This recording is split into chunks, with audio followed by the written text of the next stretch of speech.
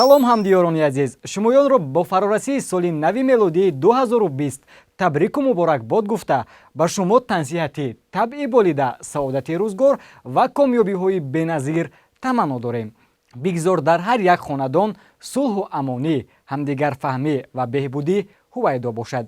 тамошобинони азиз, бояд қайд намуд ки дар соли 2019 ҳайати эҷодии шабакаи Баҳористон кӯшиш намуданд то беҳтарин намоиш, лавҳа ва барномаҳои ҷолибро пешниҳоди шумо гардонанд ва имрӯз бо боварии комил гуфта метавонем ки ин намоишҳо дар муддати кӯтоҳ мухлисони худро пайдо намуданд.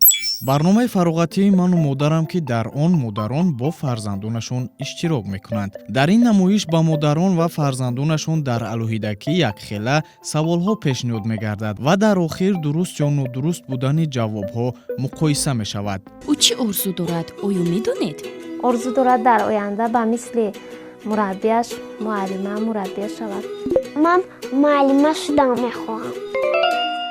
гузариши омӯзишӣ бо номи биё бо ҳам мехонем рубрикаи мазкур аз рӯи китоби шоирони шинохтаи кишвар омода мешавад. мақсад аз таҳия гардидани ин гузаришҳо ҷалб намудани кӯдакон ба шеърхонӣ мебошад. чун гузориши мазкур ба таври караоке пешниҳод мегардад, кӯдакон метавонанд расмҳои ҷолибро тамошо карда худашон низ шеърҳоро хонанд. барномаи маслиҳат ба ҳамсолон махсус баҳри тамошобинони хурдака ки мо омода ва пахш мешавад. дар ҳар як шумораи ин намоиш барандагони он бо ҳамсолони худ дар бораи мавзӯъҳои гуногун суҳбат намуда ба онҳо маслиҳатҳои муфид медиҳанд.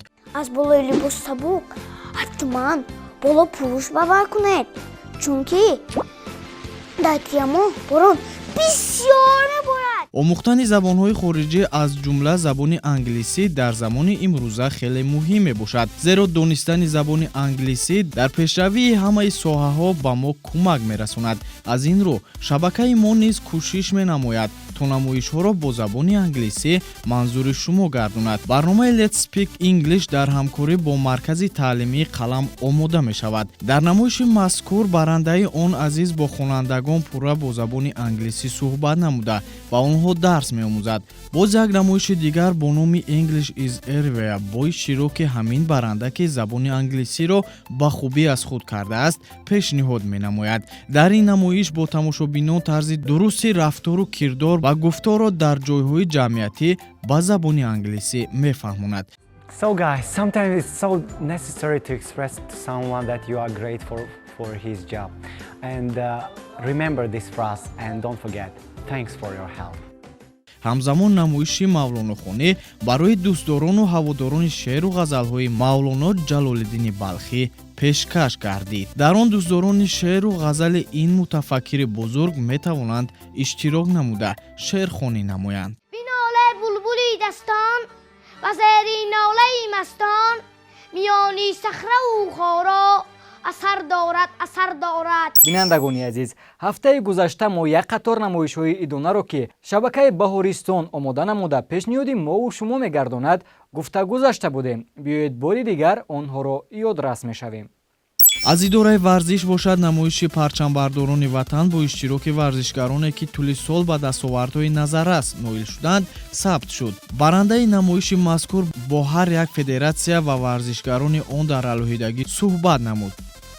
озмуни телевизионии бозёфт ки ба хотири дарёфт ва муаррифии ихтироъкорони навовар ва наврас омода мешавад, дар ин рӯзҳои идона ҳамчунин намоиши ҷамъбастии бозёфт манзури шумо мегардад. ғолибони ин озмуни навоварони наврас муайян шуданд.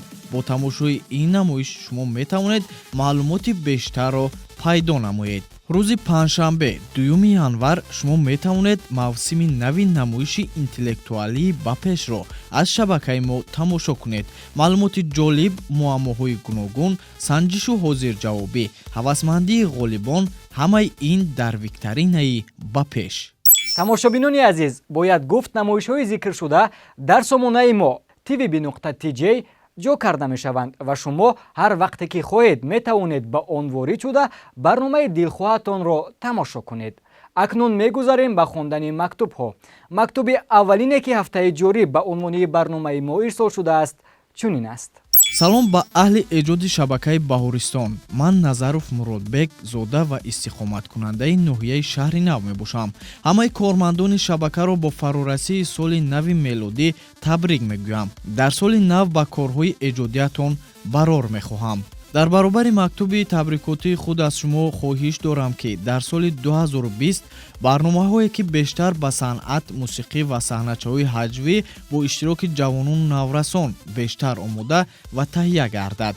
соли нави мелодӣ муборак бошад. бародари азиз Муродбек, ташаккури зиёд барои табрикот. бо хондани ин мактуб хеле шод гаштем. дархостҳои пешниҳод намудаатонро бошад ҳатман ба назар мегирем. боз як мактуби табрикотии дигар ба мо ирсол шудааст ки чунин аст. салом ба аҳли эҷоди шабакаи оилаи мо Баҳористон.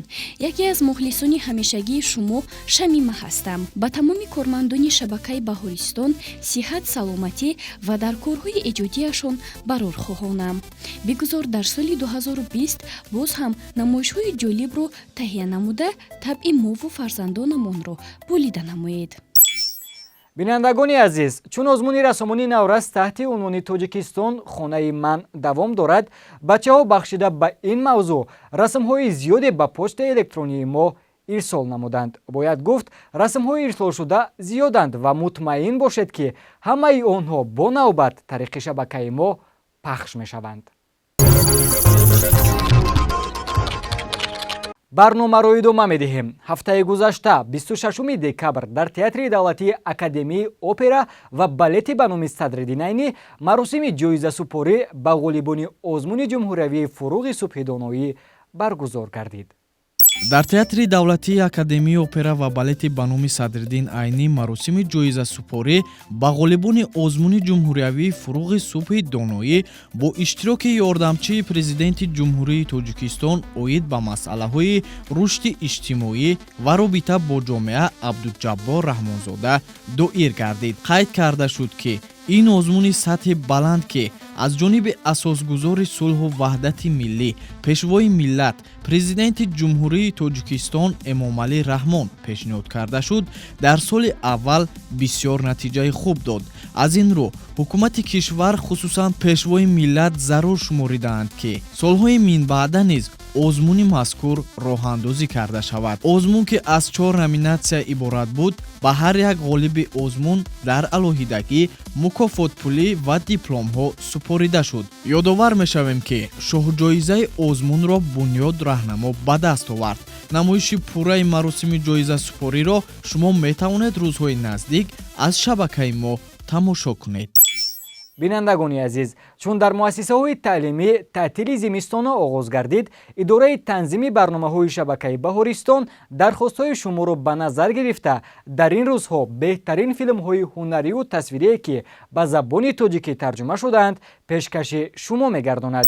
аз 1 январ шумо метавонед филмҳои тасвирии саргузашти Мики дар шаби соли нав, Дили яхбаста, Аждаҳочаи хуб, асрори зиндагии ҳайвоноти хонагӣ, асрори зиндагии ҳайвоноти хонагӣ 2, дар меҳмонии робинзонҳо, Пандаи калони ҷасур, хона ва чорбоғи сеҳрноки ҷунро тамошо кунед. аз филмҳои ҳунарӣ бошад Перси Ҷексон ва дузди рад, Плюк, писараки сарватманд ва сири ноеми пешкаши шумо мегардад. ҷустуҷӯи ҳақиқат дар ҳар ҳоле ки набошад ҳамеша кори душвор аст.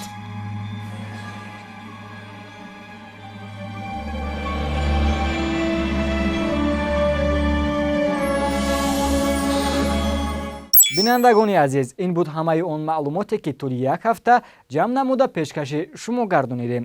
бори дигар соли нави мелодӣ ба ҳар яки шумо бинандагони азиз муборак бошад. то барномаҳои оянда хонаободу сарбаланд бошед. хайр.